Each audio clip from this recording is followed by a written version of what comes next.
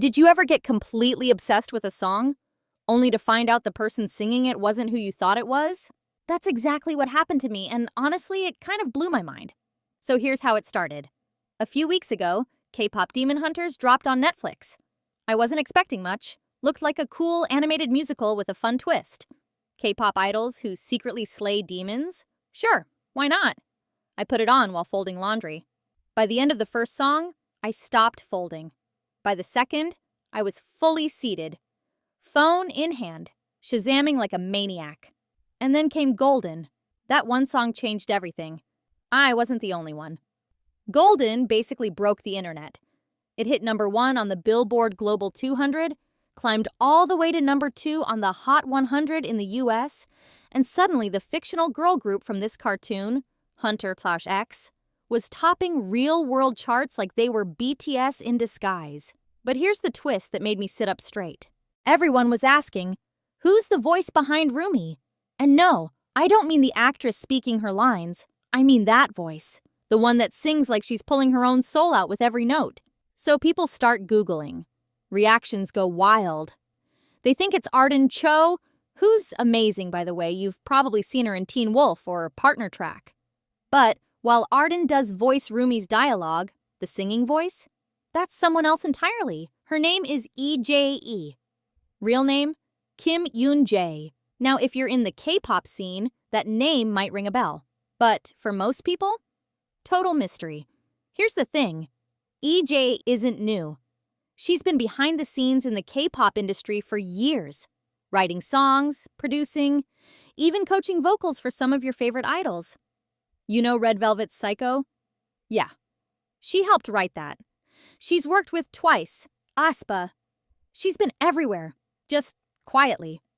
But here's what made this story hit so hard. AE didn't get her big debut as an idol. She trained for years, grinding in the background, hoping to stand in the spotlight one day. And when it didn't happen, she pivoted. She started writing hits for others. She built her career brick by brick, off camera, out of frame, until now. In early 2025, she signed with Prescription Songs, a move that basically opened every door she'd been banging on for years. And one of those doors, it led her straight to K-pop Demon Hunters. She wasn't just hired to sing a few catchy hooks. No, she became the voice of Rumi, the soul of the character. And she didn't just lend her vocals, she helped shape the entire sound of the film. EJAE, alongside music producer Ian Eisendrath and composer Daniel Rojas, helped build an entire musical world. The songs weren't just for vibe, they were tied to character arcs. They had to hit in both Korean and English. They had to be radio-worthy, emotionally raw, plot-relevant, and still make you want to dance. And somehow, they pulled it off. Golden wasn't the only hit. The soundtrack dropped like a real album and just kept climbing. By mid-July, it wasn't just charting, it was dominating.